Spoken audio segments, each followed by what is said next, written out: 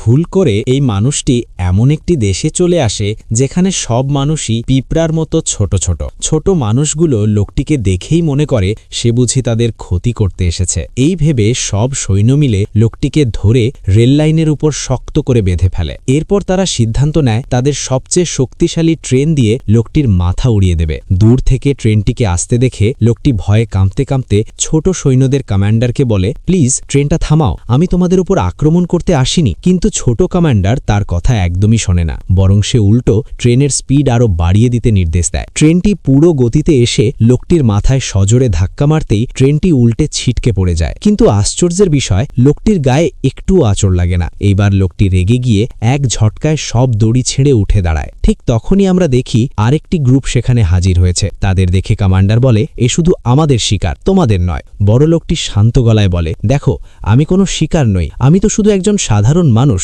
ছোট তো তোমরাই, আমার দোষটা কোথায়? এই কথা শুনেই ছোট মানুষগুলো আরও বেশি রেগে যায়।